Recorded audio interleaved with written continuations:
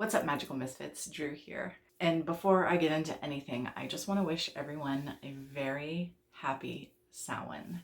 If you celebrate, I hope that whatever you do is wonderful. Here we are in October, and it seemed like a really good opportunity to talk about shadow work. I've been asked over the years a few times to get a little deeper into my own version of shadow work and seeing how we are, slipping into the darker half of the year, and how, as any of you whom have been watching my channel for any length of time will probably be aware, 2020 is just a huge year of shadow confrontation for me personally. I think collectively as well, but definitely for me personally. It just seemed like a really appropriate time to go ahead and talk a little bit about shadow work. I've never devoted a full video to the topic on my channel, and there's a couple reasons for that. One of which being that I do not consider myself to be adept in this topic at all. I don't necessarily consider myself to be adept in any topic, but this one in particular, I don't know what other people do for shadow work. I have never researched shadow work. I have never looked into anyone else's process when it comes to shadow work. All I know about this sort of general consensus when it comes to shadow work, the idea is that there's a part of the self that is damaged, or we become aware of part of the self, the parts of ourself that are uncomfortable or triggered by things around us.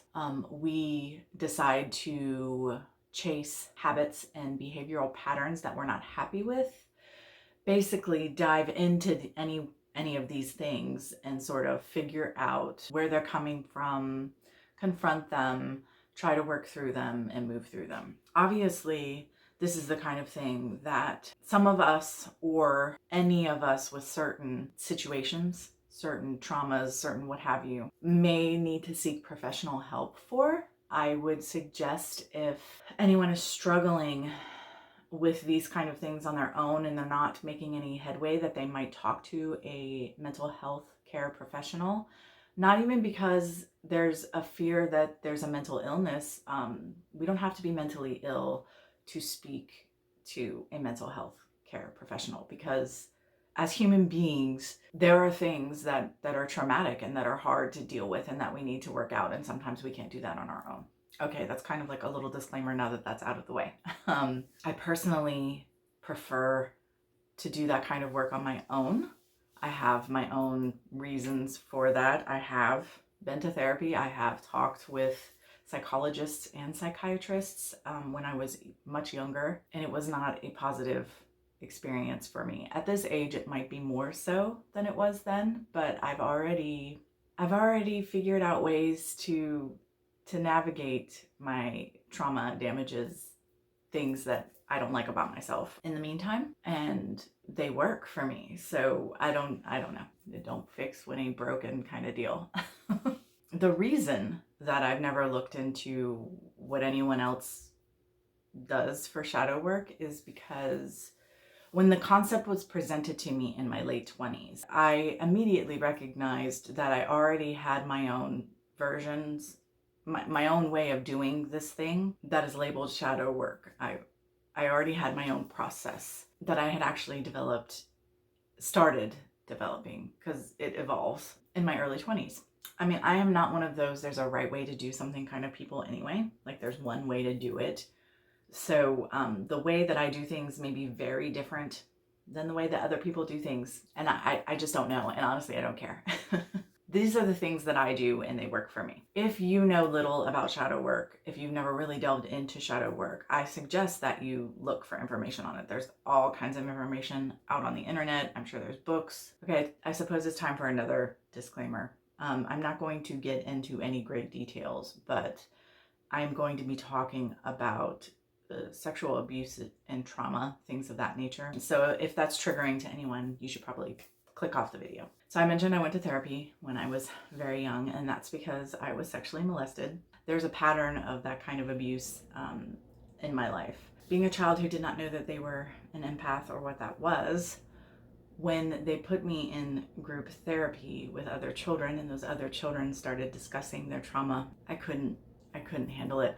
To me, what they were talking about, the things that they said were far more hurtful than what I had actually experienced myself. And so I told my mother I never wanted to go again, and I never went again. I went once to the group therapy. Therapy was actually very traumatic for me at that time. But again, I was very young and I didn't understand myself or the process.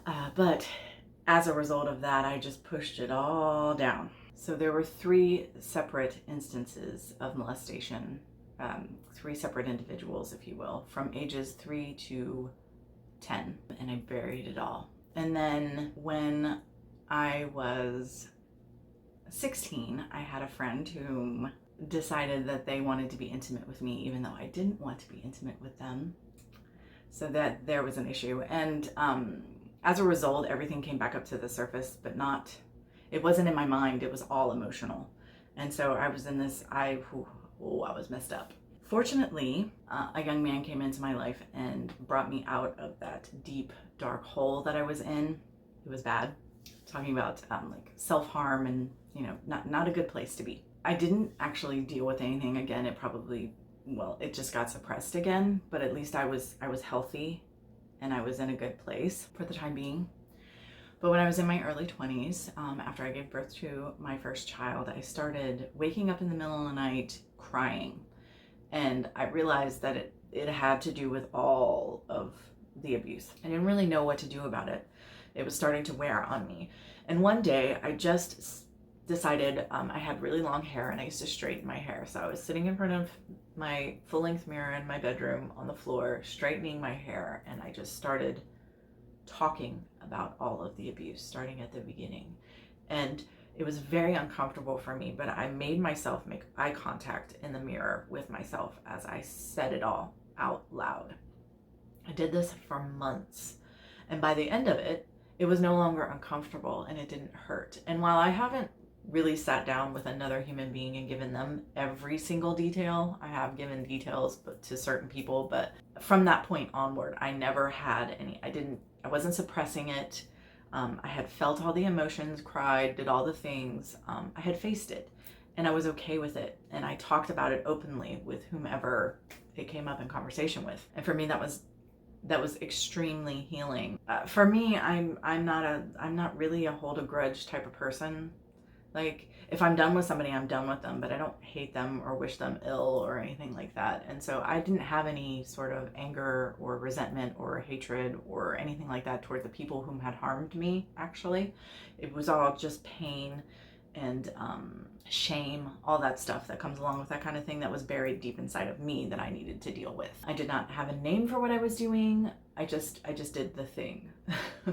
And for me, after learning the concept of shadow work, looking back, I realized that was the first time that I did what I would call shadow work. So that was one method that I used. I have not used that method again since then, but I think that anytime something came up within me that I felt any sort of shame or secrecy around, for whatever reason, that would be a method I would go to. For looking myself in the eyes and saying all the things. It's actually far more hard than you might think. At least it was for me. I have to say, since that time, there have been very few times where I have specifically sat down with the intention of doing shadow work and done shadow work. I have done a lot of shadow work, but it's what I call spontaneous shadow work. And what I mean is I did not set out to do shadow work. I set out to do whatever I was doing. And I wasn't logically thinking, okay, this is shadow, I'm getting ready to do shadow work here.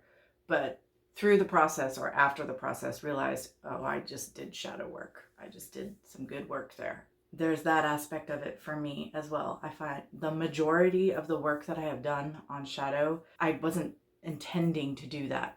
I was just trying to do something, some kind of work, whatever that was. The next episode of shadow work, my mother passed and there was a lot of baggage there, and we had moved into this home. It was our first home that we owned ourselves, and it was in the spring, I wasn't thinking about shadow work at all, but every morning in my shower, I started doing an exercise called Sith, and it is a clearing exercise. And I was just trying to clear out some of the pain and the grief that was left behind in my mother's wake and a lot of the issues. And like while I was doing that, this sort of became ancestral clearing, but it's definitely shadow work. It definitely falls in that because my children were still pretty young and I had already made great strides in my parenting as far as trying not to fall into their patterns and make their mistakes.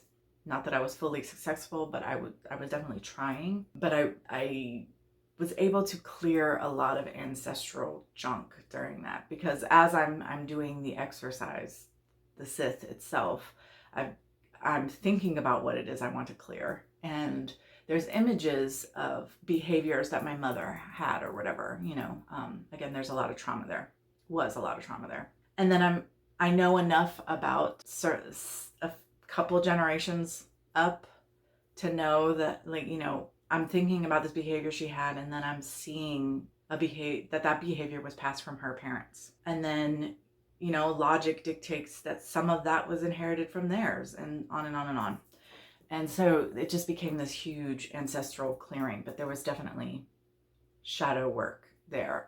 Basically, I said, all this junk has rolled downhill and here it is at me. I'm going to accept full responsibility for it and heal it and move on so I don't pass it to my children. So for me, that was definitely about healing shadows. I was going back through the ancestral line. I was still healing within myself as well.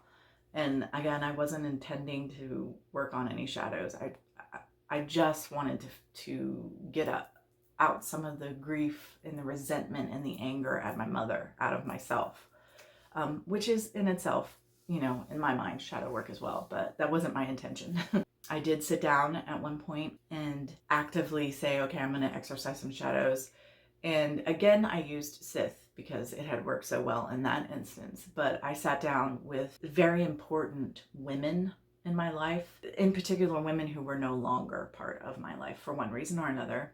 A couple of them died, a couple of them we fell out, what have you. And one at a time called their presence, their energy into my space and basically did this clearing, this emotional exercise of forgiving and letting go and what have you, to move beyond hang-ups and hurts and what have you that had developed as a result of those relationships. I did that with the men in my life as well, and that included my abusers and what have you. For me, I'm always holding something after a relationship unless I let that go, right? There's some lesson learned for better or worse, but there's something that I need to let go of. So for me, that's what that was about. I'm sure there's some examples of what I would maybe call micro shadow work that have happened over the years where it's just a sort of small, quick thing. But, kind of like the dominoes falling, it led to something else. But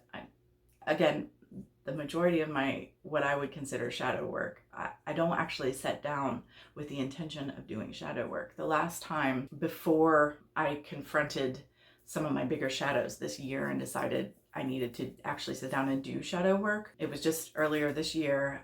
I was being guided in the direction of healing my feminine and masculine sides, as above, so below. So with healing what's inside me, I am in part healing the greater divine masculine and feminine, right? So at least that's the concept, the idea.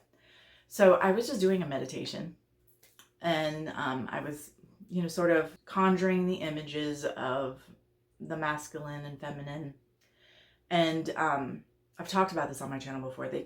I realized they were my parents, and they were this weird, exaggerated caricature of the most damaged parts of their masculine and feminine, because that's the model that was presented to me from birth on. And so I realized that the damage that I carry for the masculine and feminine is greatly, not completely, but greatly influenced by this damaged masculine and feminine relationship, interactions, and just being, just manifestation of masculine and feminine within my parents. And it became this whole thing, and it was very powerful, and it was definitely shadow work. I came to a deeper psychological and emotional understanding of my own attitudes, ideas, behaviors when it came to this sort of masculine and feminine. And that was deeply beneficial for some shadow work. It was shadow work. The shadow work that I have been doing actively lately, it's kind of a multifold thing. So, I'm having issues with the old man. I absolutely believe he has narcissistic personality disorder.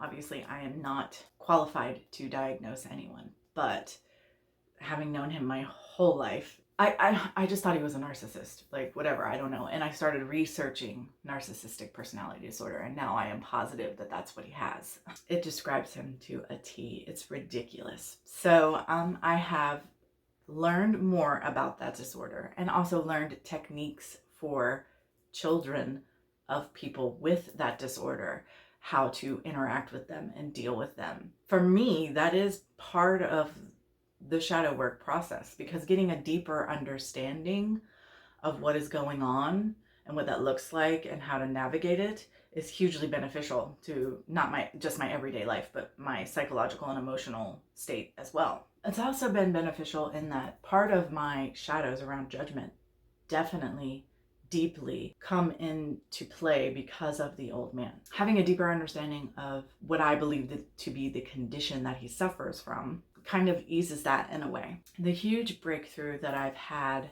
when it comes to this issue surrounding the old man came to me in the early morning hours one day. I woke up at like 4 o'clock in the morning one morning, and I couldn't go back to sleep, and I just laid in bed.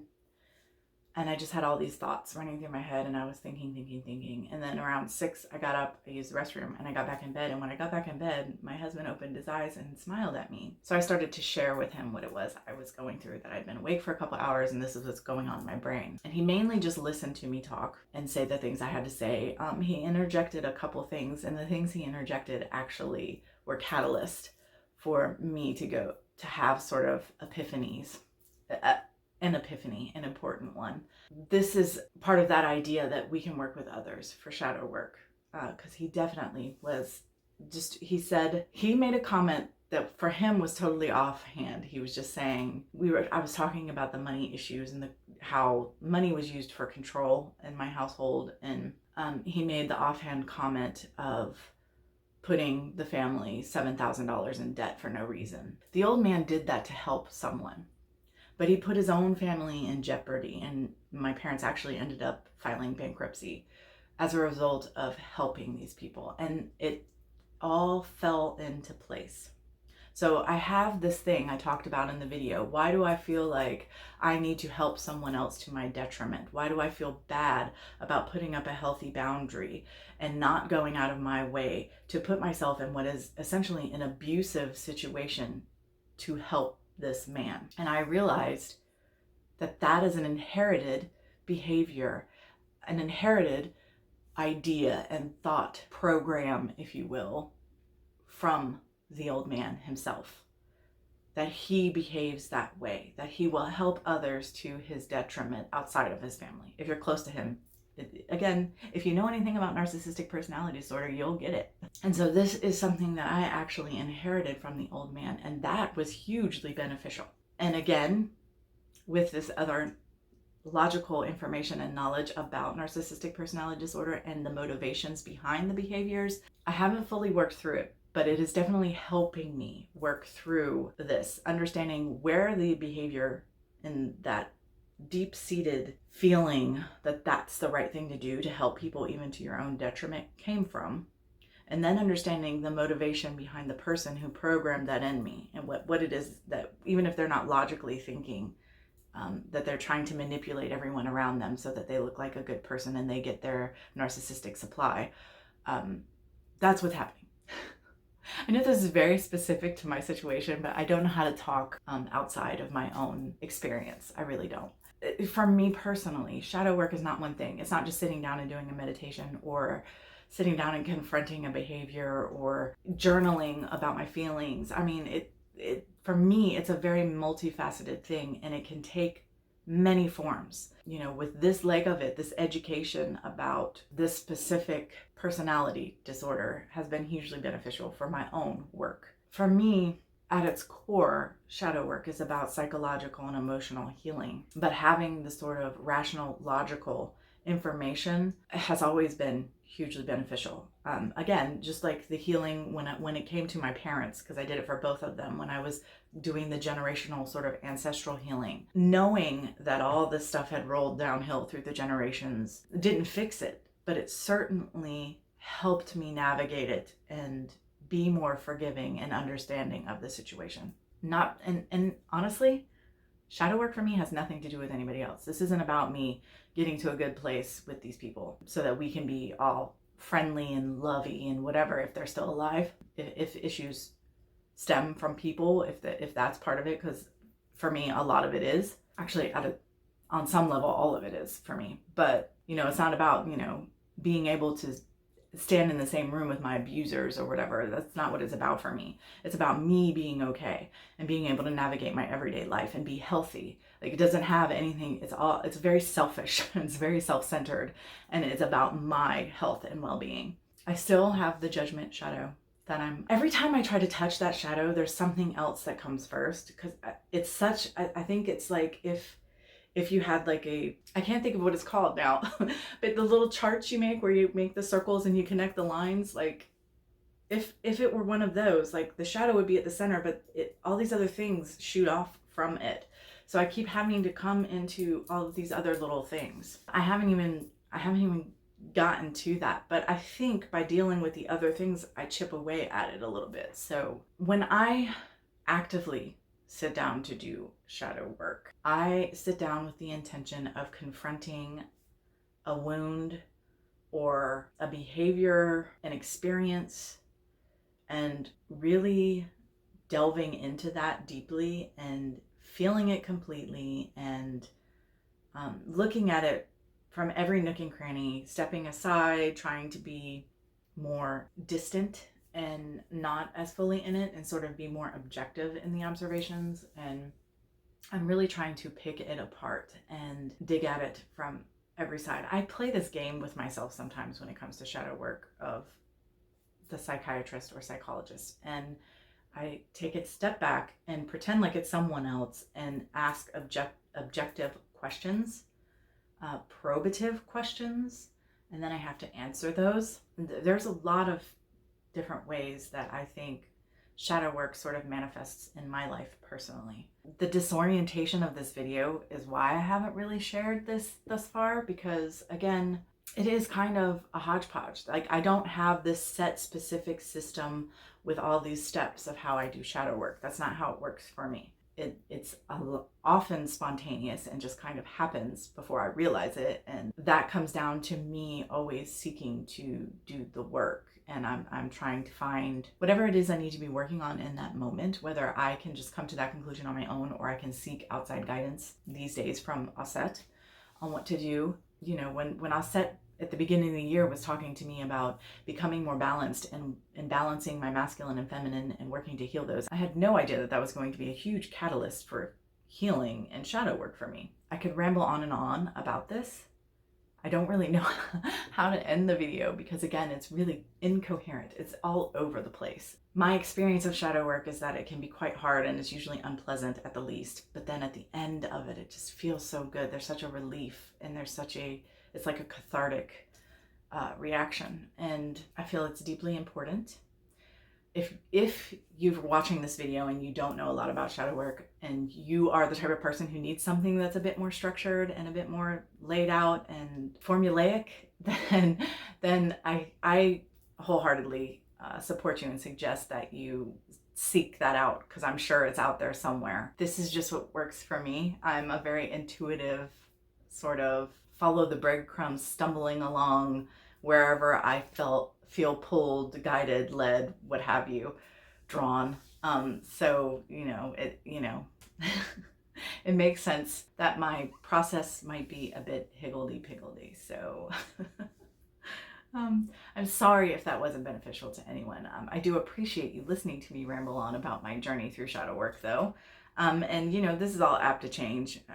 I do not write this. Nothing for me is set in stone. Who knows what I'm going to be doing in, 2 years from now, much less 5 years from now. But this, I mean, this is the way it's been manifesting for me for 20 years. So there's a chance that it could continue on that way. I'd love to hear your thoughts on shadow work and any experiences that you want to share, because, I might learn something from you. Absolutely. That might be beneficial for me moving forward. I think this video is more than long enough already. Thank you so much for spending this time with me. Yeah, again, enjoy your Samhain, and until next time, much love and gratitude.